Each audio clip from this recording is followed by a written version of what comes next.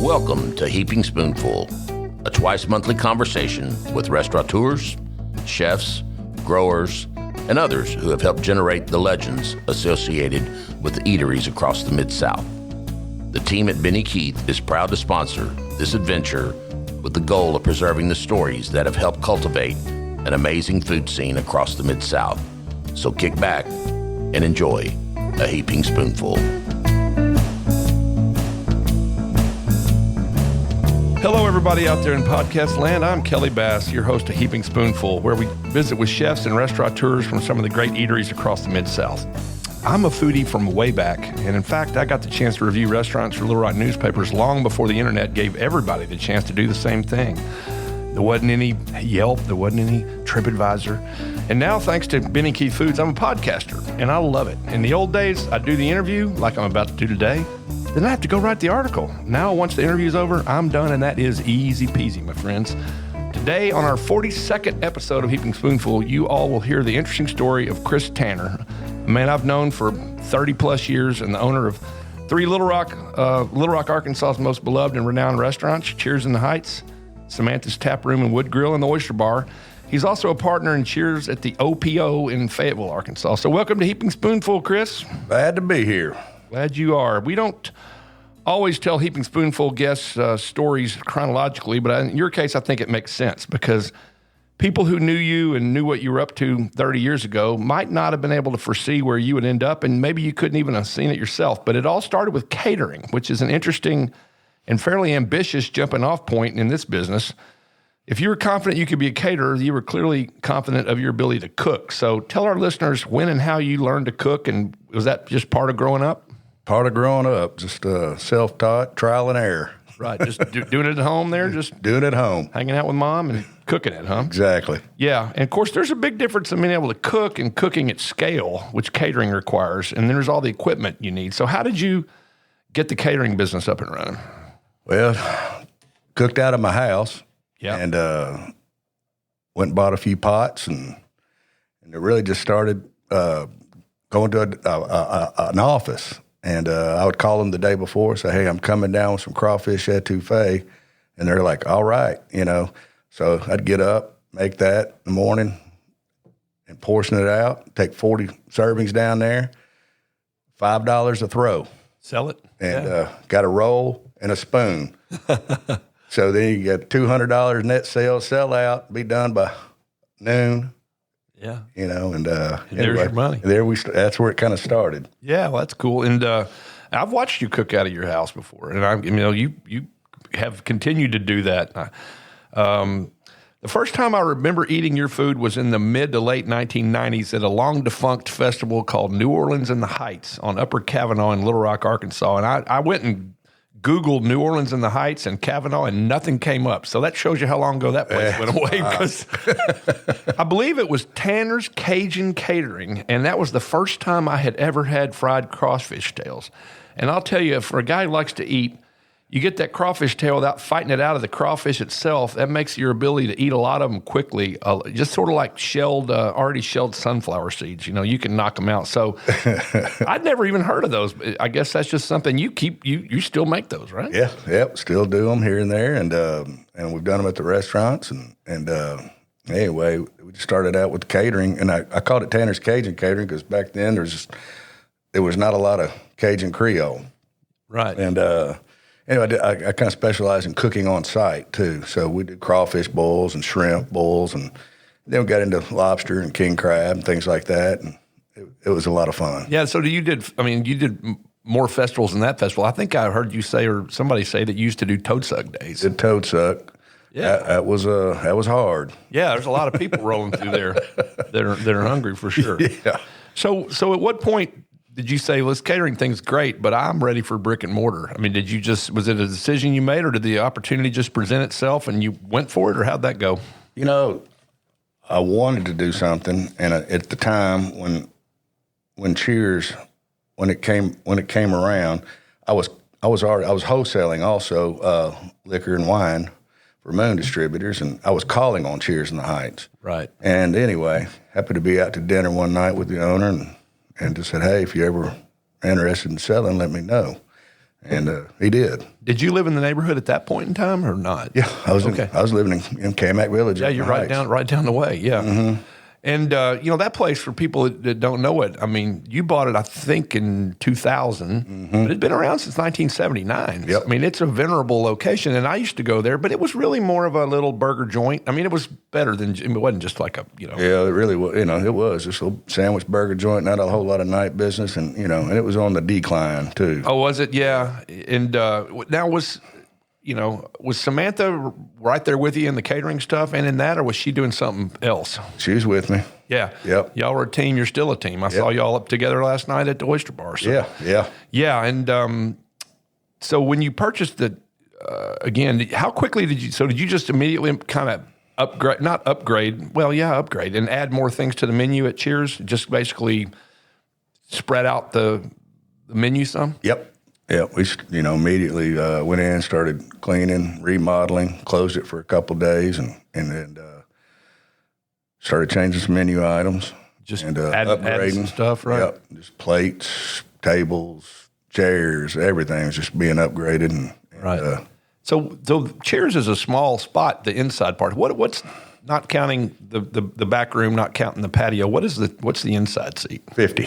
50. That's pretty small. Yep. And then a tight 50. A tight 50. Was it a while before you built the patio, or did that come pretty quickly? The patio was there. It just happened to have tables on it. It wasn't covered at the time. It had tables with umbrellas. And then I went to the city, got an approval to cover it.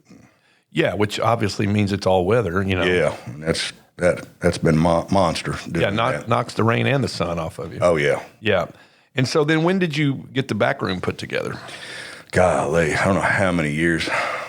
Was it always later. there, or did you just build it? No, it was actually the basement to the design center. Okay. And then when they left and Cobblestone and Vine took that space over, and I had grown out of space that we had at Cheers in the back, and Susan was kind enough to let me use space in this other door back there. Mm-hmm.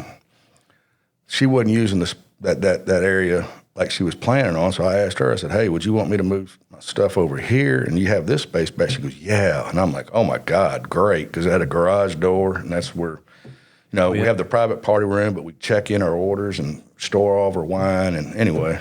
Do you ever put just regular walk-in diners back there, or is that just strictly for private? Oh, yeah, we did that, especially during COVID. And, just get people separated. But, every now and then, it's kind of tough because you really have to have a dedicated server just because it's so far from the and they rest don't of the just restaurant. See yeah. So if you add, that seating and the patio seating and you 50 inside, what does that get you up to?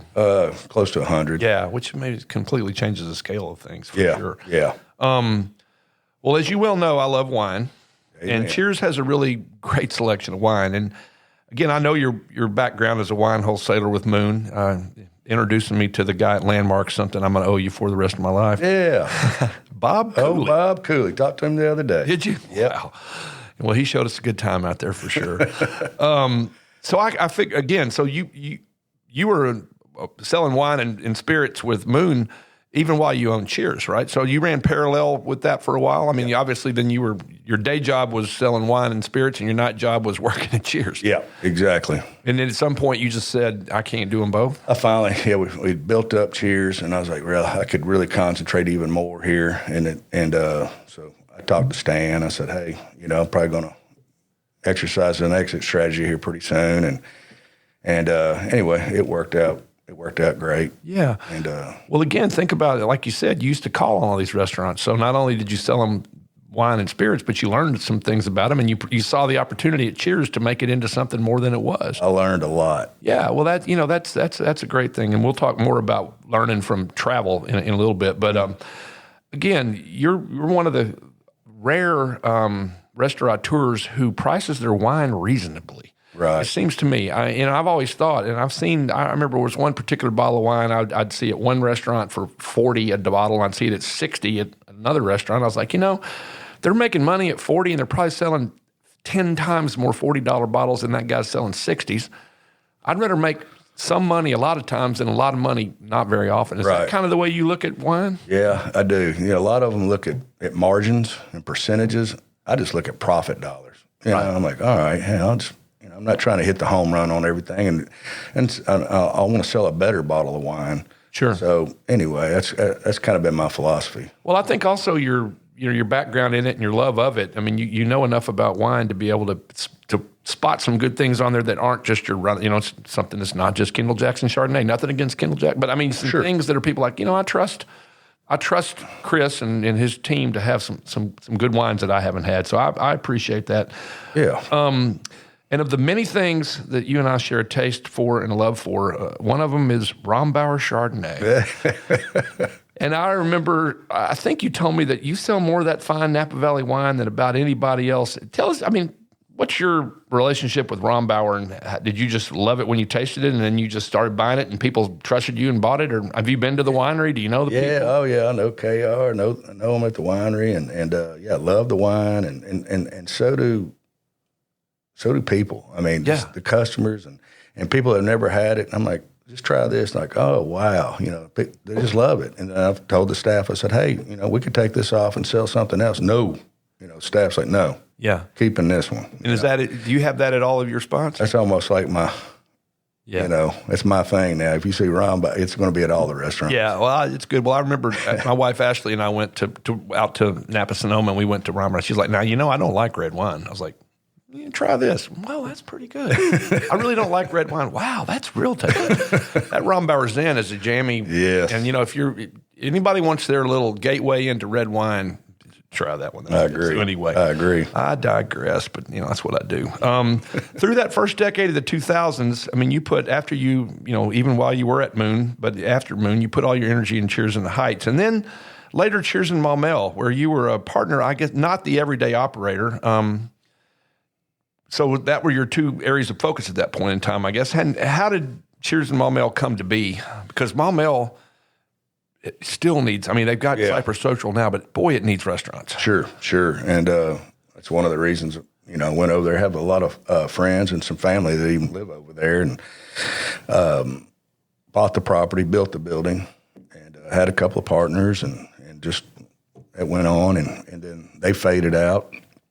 And we kind of did another remodel, upgrade, and it got to a point I was just like, I'm going to look at selling the restaurant and the property and everything. And we did, and Wes, who owns it now, and some of the staff's still there. Oh, good. It's really, And so you bought the property and built the building. Yeah. Which has got to be great because unlike Cheers in the Heights, which you've adapted and made it work, you build it, then you've got it just the way you want it. And it obviously was a bigger place, and it also had that big outside space, which I think you later enclosed. Yeah. Right. Because, again, the way summers are in Arkansas, having that air conditioning and makes a big difference. That's cool. Yeah. All right. Well, I appreciate everybody listening to Heaping Spoonful. We're going to take a short break and be back in just a bit with Chris Tanner of Cheers in the Heights, Samantha's, and the Oyster Bar, all in Little Rock, Arkansas. I hope you're enjoying this episode of Heaping Spoonful. We at Benny Keith Foods enjoy talking about the food scene almost as much as we enjoy providing the top quality ingredients that help restaurateurs and chefs across the Mid-South create their magic. Now let's dive even deeper into the culinary world with your host, Kelly Bass. All right. Thanks, everybody. I appreciate you listening to Heaping Spoonful. Our guest today is Chris Tanner, a man of many talents and many great stories. So at this point, we're working chronologically. You got the dueling Cheers. You got one in the Heights, and you got one in Maumelle, which is, for those who are not familiar, it's a suburb about 15 minutes northwest of Little Rock. And then comes Samantha's Tap Room and Wood Grill, and that's in the historic Mann Building, famous architect, beautiful building that just got redone at the corner of 4th Street and Main in downtown Little Rock.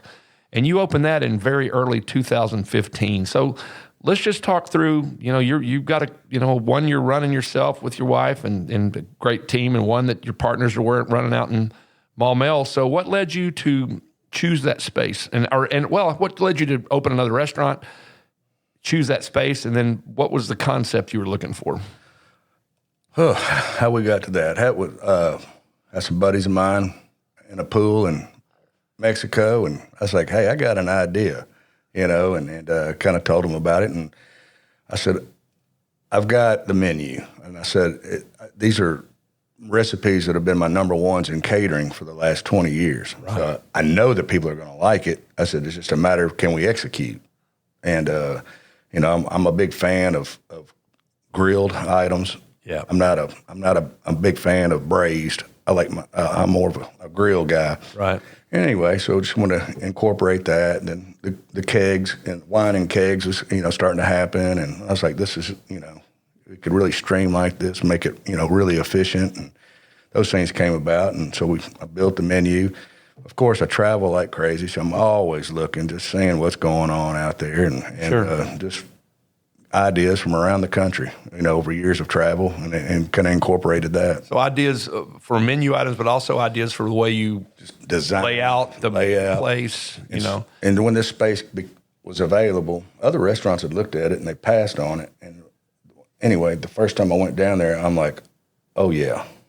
The first thing I thought of it just reminded me of some great spaces in New York. Yeah. One of them is 11 Madison Park, and it's a corner, real tall ceilings. This one's got 20-foot ceilings, the columns.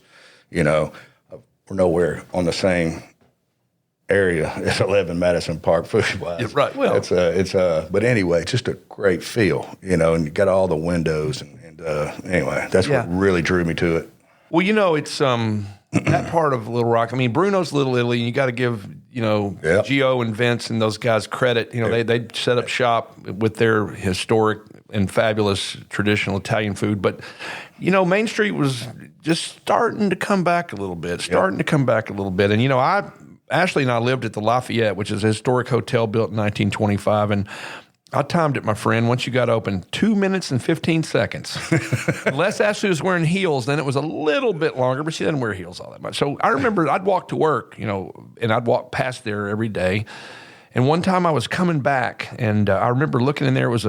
You were sitting on a paint bucket. It was a shell of the space, that would become Samantha's.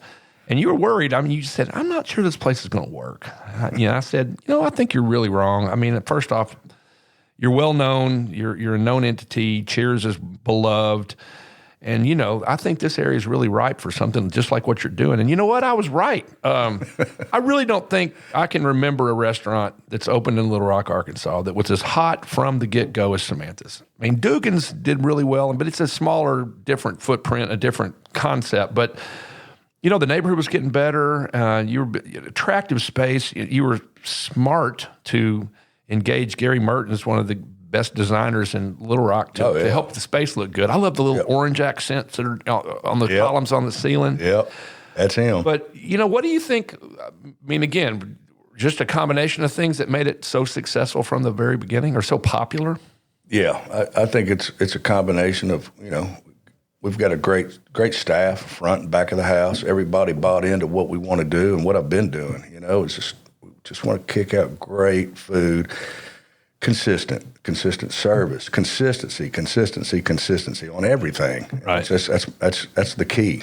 And and then you have, and I'll tell you, I've learned, and we'll talk more about Samantha's in a few minutes. But you better get there at 11 if you want lunch, and you either better go at 5:30 or at 9 o'clock if you want to get a table for dinner, and that's a good thing. But I've done a lot of business. I work downtown. I've done a lot of business lunches at Samantha's, and I take my colleague, Kendall Thornton, who's the chief marketing officer for our organization. And every time she goes, I'm going to get something except that's not the chopped salmon salad. And then she goes, I got to get the chopped salmon salad. I mean, I don't think she's ever had anything else, and she can't bring herself to break. I mean, tell us about that. And that's something when you're talking about popular stuff, you knew that thing was going to be good. Oh, yeah. And tell people what it is. I mean, what's in that? It's arugula, cranberry, raisins, craisins, sunflower seeds, a little feta, a little freeze-dried corn. Okay. Of course, smoked salmon. It's chopped up fine, and a little couscous. And what's the dressing? The dressing is a pesto buttermilk. Oh gosh! You pour that on there, mix it all up, and I don't know, it just works. Yeah, just everything works. Oh, and I know, and again, I know it's a super hot seller. And then I lived in Springfield, Missouri for 3.5 years, and lots and lots of Arkansans have gone up and down Highway 65 to Branson or Springfield or on up. Yeah. And there's Corsi's, which is a famous, beloved smoked meat place. And, you've got a sandwich on there. It's Gruyere and it's Corsi's ham. And I remember you telling me one time, it ain't like Corsi's is FedExing it to you. You're getting in your vehicle and going up to Corsi's and loading that thing up till your back wheels are about to touch. So you drive up there and get that stuff, or you have? We have, and John, who owns it, he comes to Little Rock County. He'll bring it to you. He'll bring it too. And anyway, great guy. I've always loved the product. Grew up on it, going up with Arkansas, and And I saw that you've got a Corsi's bacon to one of your oyster recipes at the Oyster Bar. Mm-hmm. I mean, talking about local, and everybody who likes to eat in Little Rock, Arkansas, knows about Corsi's, so that's cool. Oh yeah. And then talk a little bit more about this tapped wine in the keg. When did that become a thing? I'd never heard of it till I had it at Samantha's. Yeah, it was a couple of years before we started Samantha's. Is when it really started popping, and I just thought it was a great idea, and we went out there and tried quite a few of them, and then we talked to some different wineries, and I said, "Would you be interested in kegging some?" And they're like, "I said, just keg 5. I don't care. And I'll buy them. We're done, and when we run out. We'll do something else." And it just so does it. I mean, does it tap just like a beer taps? Yeah. And you just have CO2 that brings it up? Yeah, we're pushing it with nitrogen. Yeah. We've got a nitrogen generator downstairs, and it pulls the nitrogen out. So we hope people are listening to this episode of Heaping Spoonful for years and decades to come, but to set the stage here, we're recording this in mid-June of 2021, and it will launch. First time you can hear it's going to be on July 6th because we launch a new Heaping Spoonful the first and third Tuesdays of every month. And that happens to be one day before the grand reopening of Samantha's. And people are like, what? You're still closed for COVID? Oh, hell no. Closed for COVID, reopened, we're doing great, survived the shutdown. And then we had a freaky cold week in Little Rock, Arkansas, where the temperatures got to 0, which never, ever happens here. Plus, we got a ton of snow. Yep. And pipes broke. They didn't even break in your building. They broke. A water main broke. And tell us what happened and tell us the damage it caused and why it knocked that restaurant to its knees. It's crazy. Yeah, that water main broke on 4th Street, and that water billowed over onto the sidewalk, where the grates are for the vents to the building. Goes down in there, but blows out the wall downstairs because of sheer weight of the water, and then fills up 6 feet deep in the basement, which the basement is huge. Yeah, 6 feet. 6 feet. And so the basement for Samantha's, that's the nerve center to the restaurant. So everything we have down there, draft systems, walk-ins, nitrogen generators, hot water heaters, everything. Right. So the brains and the guts of your operation are all down there. And all the compressors and everything for refrigeration upstairs. Yeah. So everything's underwater. It's ruined, and it's nothing you can do. But also the heat and air to the building. Yes. So all the cooling towers and the boilers all underwater, and so getting that during COVID, you don't just have those laying on the shelf, So that's been the major holdup. We could have opened sooner, but just can't if you don't have air. No, you can't. So, again, the plan is we're in mid-June. The plan is to launch on July 7, which is one day after this podcast launch. So, if you're listening on the first day, get thee to Samantha's. You'll be glad you did. So, I know you're excited about reopening. I mean, for a lot of reasons. What is anything going to be different about Samantha's than it was before? Well, we're going to bring some of the things back that we didn't have on the menu right when we opened after during COVID. Right. And before the flood. And so we're bringing some of those items back, but we're bringing 2 new things that we played with our downtime. And anyway, we have a grilled shrimp, but we're going to do it differently now. Okay. And it's going to be a tom yum. So it's an Asian inspired, and it's going to be, I'll just say this: lemongrass, ginger, and garlic. Ooh, sounds great. And it's a great, great recipe. And we're going to do another a really neat salad. It's going to be a sugar snap pea salad with a Parmesan vinaigrette. Sounds unbelievable. Sounds good. Did you tell me you're going to go away from reservations? Yeah, right now. I don't blame you. I mean, it can be a headache. It can, and people that show up and see empty tables and don't understand why they can't have them, they're not happy about it. Yeah, when Bruno's has worked on that model. It's just come and hang out. The good news, you got a bar. Yeah. I know. I've been there a lot, and you can spend time there. That's cool. So. Going back a little bit, so, actually not back, I guess. So you were rocking and rolling with Cheers and Samantha's. You're out of Maumelle, and you partner with a longtime friend and a veteran restaurateur himself to open Cheers in the old post office building, which has been a restaurant space in Fayetteville. How did that come to be, and how has it gone? When did y'all did it 19? When did y'all do that earlier? It's been... Yeah. 19. So just in time to do it a little bit and then get COVID, get COVID, but deal with COVID. So tell us how did your buddy just go, hey, man, Cheers is a cool thing. I like to do it in Fayetteville. That's Mike, Mike Arnold, buddy of mine, and, I catered his rehearsal dinner. How long ago was that? 20-something years ago in Hope, Arkansas. Of all places. It's crazy. Anyway, so we've been friends, played basketball, things like that. Right. And anyway, he just came to me. He says, man, I'm looking at buying an OPO in Fayetteville, and I want to do a Cheers. Would you be interested? And I said, well, let's look at it. So we went up there, and I looked at it. I was like, wow. I know I've been in there a time or two. Oh, it's beautiful. The kitchen, just big windows in the kitchen looking outside, and it's so unique. Yeah, that's great. And so did you kind of help him get the menu put together and the recipes? And just got all the recipes, got everything, and trained some people down here in Little Rock. Went up there and took some of my guys, and we hung out up there and helped them, and got it going. Good. And so now, nice to be a part of a restaurant you don't have to run, I'm sure. But do you feel obligated to go up there? Or do you just go when you feel like it and check it out? Yeah, I'd like to go up there, but I just haven't, over a year. Yeah. Because of the situation. Right, and having 3 to deal with down here. And for folks who don't know, it's about 2.5 hours from Little Rock, so it's doable, and it's all interstate. And Fayetteville's where the University of Arkansas is, and it's a cool, cool city. So, and he lives here in Little Rock, so we get together. Yeah, and, okay. So just got folks running it for you. We have a little Rombauer together. Yeah, exactly.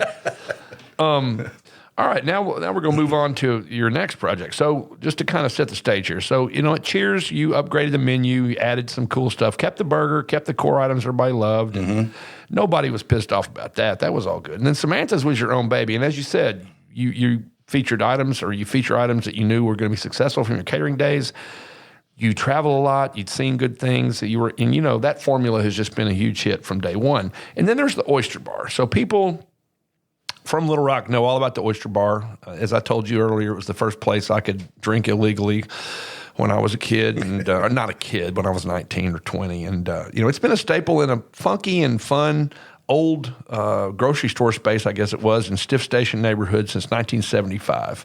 And obviously you had gone there plenty of times. You've lived here, your whole life. Yep. So how did you come to purchase that classic place? Yep. Just found out that Virginia was going to sell, and she was going to sell the building, which really intrigued me. Sure. And reached out. Does she own? Do you have the whole building, or just the space the Oyster Bar is in? Just the space the Oyster Bar is in. Okay, right. And we reached out to her, and I said, I want it. And so we worked it all out, and we got it. COVID hit. So that gave me plenty to do right there. That's when I got some of the crew. Yeah. When we had all the restaurants closed down, and we got in there and started remodeling. I was in there one time, and I really enjoyed it. First off, you showing me the space, but listening to you talk to your folks and, about what you were going to do and what light fixture went here, how we're going to build the Oyster Bar over here and all that. But I know we talked a lot about this. As soon as you saw the kitchen area and you saw the recipes, you knew you were going to have to make some significant changes. And talk about those decisions, and, you kind of knew what the ramifications would be. And they're long behind you now, but talk a little bit about that. Yeah, well, going back to earlier in this interview, Tanner's Cajun Catering. So this is a natural. Right. I'm like, etouffee, gumbo, I've got it. This is a shrimp creole. This is easy. We've got this. And I just wanted to implement my recipes. And that's what we did, and it's been a huge hit. Yeah, there's been some old schoolers. I took some things off because they they weren't recipes that are true to a recipe. Yeah, no, you're right. There were some things there that were not your classic versions of some of those standard Cajun and Creole dishes for sure. Yeah. And I remember, there's no doubt. I mean, the food's better. It's homemade instead of out of a freezer. And I'm really not trying to, degrade or demean those who went before you. But it was you've got a commitment to fresh ingredients and a cook-to-order approach. The prices are higher because they have to be because you're using real stuff. Yes. And I know that, we said it caught some long-time people off guard. And I remember telling you, those folks are going to go and there are a lot of people are going to come in their place.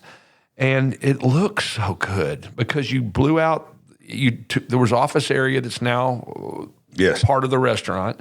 It's cleaner. It just looks fantastic. And so, of course, being the, guy who's into research, and I said, I just really shouldn't be recording this episode of Heaping Spoonful with Chris Tanner unless I go back to have another meal at the Oyster Bar. So Ashley and I went last night, and we were just blown away. I mean, you're in the area, and the old Oyster Bar, which I have great memories of that place. Oh, but, me too. Come check it out. I mean, if you just walk in and get a glass of wine or a beer and just look around, but I mean, some of those structural changes and the upgrades, I mean, they were for the customers and for the satisfaction, but there was some back of the house stuff. Like, you said, we need a prep kitchen. So you did a lot of work behind the scenes too. Oh, yeah. There's a huge space that nobody can see. And I've got a lot of people. We are slicing, dicing, and doing some serious cooking. Yeah. And we're hustling. We're bringing in king mackerel. We're smoking it. We're making the fish dips and the okra, fried okra. If it's not fresh, then we don't sell it. Oh, I know. And we had the fried okra, and you cut it on the long way, not the not. Yeah. And so they're long spears, and they're so crunchy and light. Ashley was just freaking out on those. She only let me have one or two, so I don't blame her. I'm gonna have to go get my own. But and I said this to you too. I mean, it was the Oyster Bar, and that's what you called it, the Oyster Bar. But it really wasn't about oysters. They had standard issue Gulf oysters on the menu, but that's really not necessarily what people went for. They went for the all-you-could-eat red beans and rice on Monday, or they went to get a po' boy, or they went to get a pitcher of, American draft beer. Mm-hmm. But, you realize the name of this place is the Oyster Bar. So you put the spotlight on oysters like nobody that I know of has ever done it in Arkansas. And I was there, as I said last night. I sat at the Oyster Bar, and I watched the cool water bathing in the really cold water that's bathing over 5 types of live oysters. There's 2 from Rhode Island, and I'm sure these changes, but yesterday I grabbed the little menu. 2 from Rhode Island, 2 from Washington State, 1 from Prince Edward Island. So tell us how the specialty oyster program is going. Are you happy with how it's going? Oh, yeah.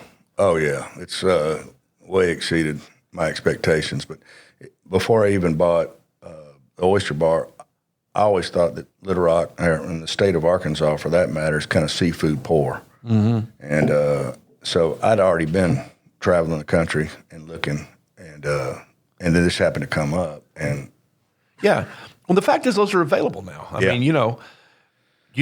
Luckily for you, although you'd probably do it, you don't have to drive to Washington State to get. You can get people to actually bring them to you. Yes. And that's just cool because I've been to many. I went to one last night. They have oysters. They're Gulf oysters. They're good oysters, but that's the only choice. And what this has told you is there are more people in Little Rock, Arkansas, who care about oysters and about variety of oysters than you probably had any reason to think. And they're proving it by coming and buying them. Yeah. And they're a splurge. I mean, four of those varieties are $36 a dozen, and one of those, the Kumamotos from Washington, are $48. Yeah. So get you some and check them out. I know you serve a whole lot more Gulf oysters than you do those because they're more reasonably priced, and people are used to those. And we're doing them, multiple ways also. So we're doing the wood grilled. Yep. We're doing the Corsi's bacon and leek. We're doing Bienville. It's a Rockefeller. Yeah. And then, of course, raw. Right.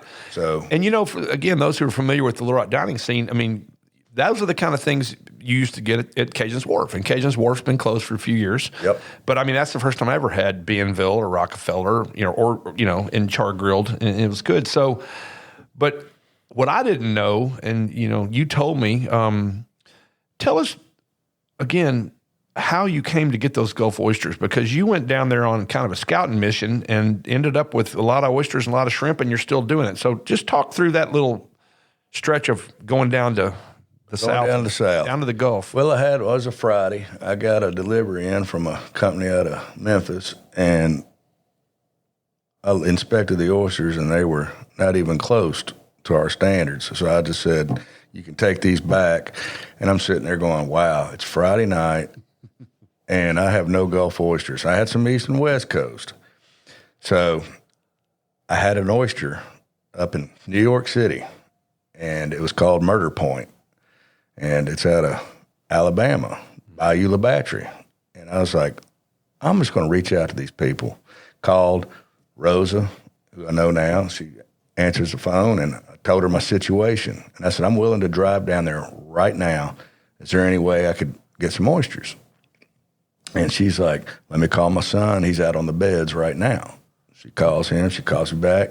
And she goes, he's harvesting them right now. I'll have them for you. I said, I'm leaving now. I'll come there. I'll be there at 7 o'clock in the morning. And met her. Shrimp boat pulls up right next to her place. I'm like, let's go over here and get a picture. You know, we're just kind of documenting that. Me and my chef and Jimmy, and we go over there, get her picture, get to talking to this family.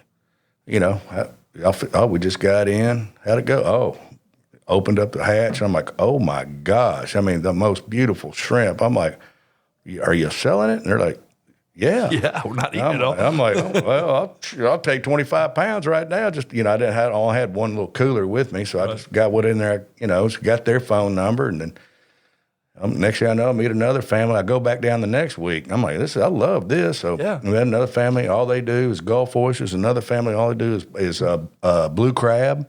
Yeah. You know, and shrimp, farm raised. Anyway, it was. And I'm friends with all of them. So I just went down this week, brought everything back. Well, the beneficiaries are the folks who come to the Oyster Bar, I'm telling you. And, you know, you probably could find somebody, now that you've got the relationship, who would make that drive for you. Yeah. I know you like driving and getting away from stuff, but still, you know, that's a long haul. It is. What's it, down to that Gulf of Alabama, is that, 8 hours? 7.5. 7.5 hours. Yeah, but that's doable. Close to 8. Yeah, that's doable. And you got the mobile to do it.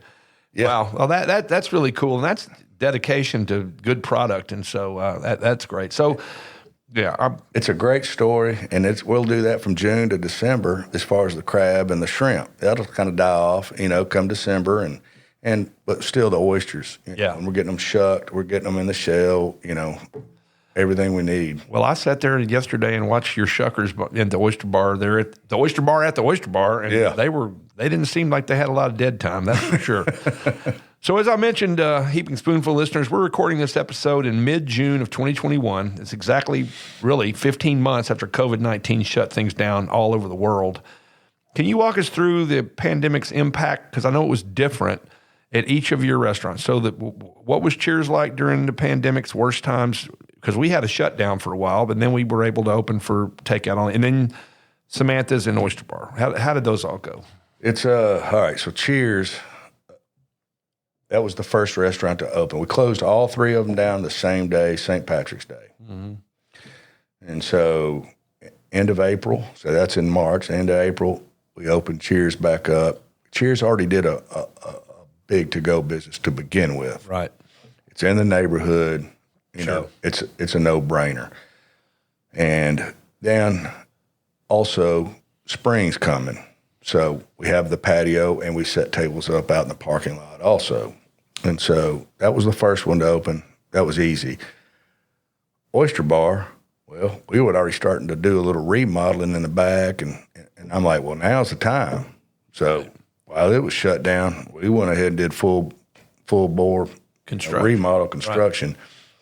Samantha's, because it was downtown, it was just a huge unknown. Nobody was working. Nobody was down there. I mean, you went down there, you're like, oh my gosh. I know. Is this real? I know. You know, it seems so surreal. Yeah. And so that's why we drug that one out, because I was like, I don't want to close and reopen the restaurant again. Right. It's more work than people realize. Right.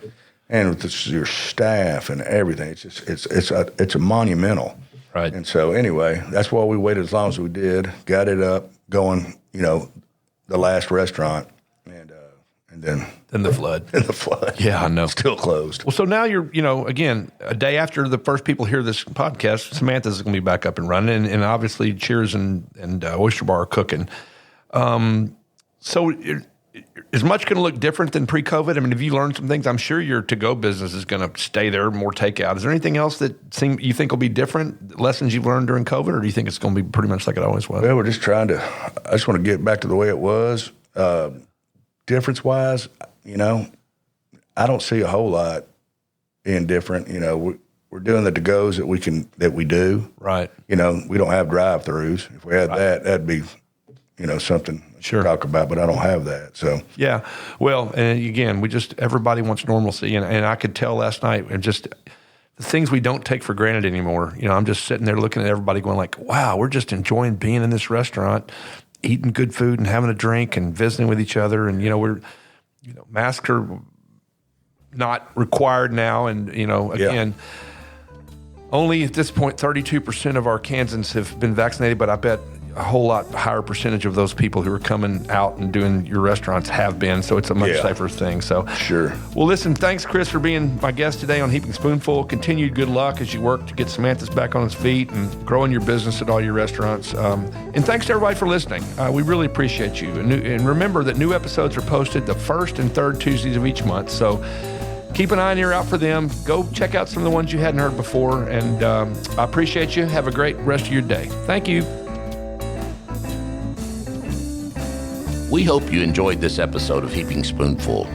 On behalf of all of us at Benny Keith Foods, Mid-South Division, please know how much we love connecting you with the legends of the culinary scene and their unique stories. I look forward to the next time we can offer you another Heaping Spoonful.